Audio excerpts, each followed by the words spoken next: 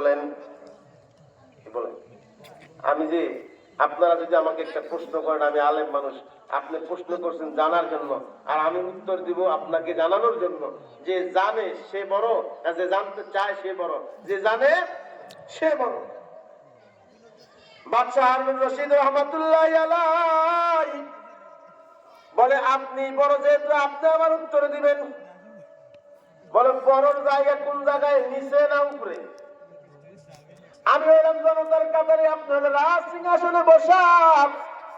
ইনসাফ কোনটা? বলে, আমি যদি বড় হই আমি ওই জায়গায় বসার কথা, আপনি ছোট হইলে আপনি নিচে আসার কথা।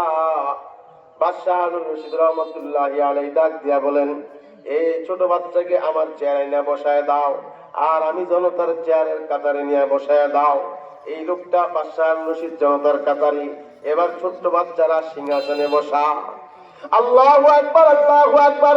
বাদশাহ হারুন রশিদ রহমাতুল্লাহি আলাইহি ওই ছোট বাচ্চা ডাক দিয়া কয়, এ বাদশাহ, দেখছেন নি আল্লাহর কত বড় খেলা।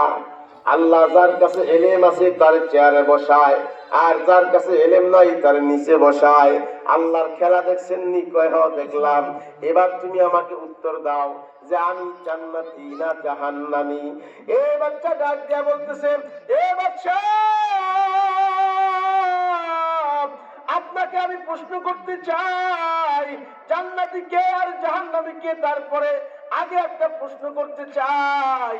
ছোট্ট বাচ্চা ডাক দিয়ে বলতেছি, বাদশা গো, আপনার জীবনে কি এমন কোন ঘটনা আসেনি, যে ঘটনা এমন ঘটনা আসেনি যে আপনার সামনে সুন্দরী রমণী, সুন্দরী অনিন্দ সুন্দরী রমণী আপনার সামনে উপস্থিত হয়ে গেছে, আর আপনি আল্লাহর ভয়ে এমন সুন্দরী রমণীর সাথে অপকর্ম থেকে নিজেকে বাঁচায় রাখছেন?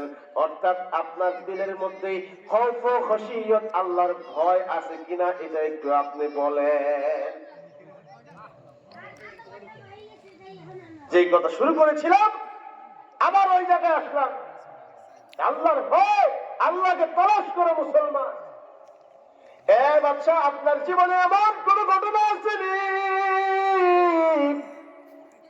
যে আপনার সামনে সুন্দরী রমণী আছে এবং আপনার জিনা করার মতো সুযোগ আছে, আপনার মনের মধ্যে জিনার কথা কল্পনাও আসছে, কিন্তু আপনার দিলের ভিতরে আল্লাহর ভয় ঢুকছে, খৌফ খাশিয়ত ঢুকছে।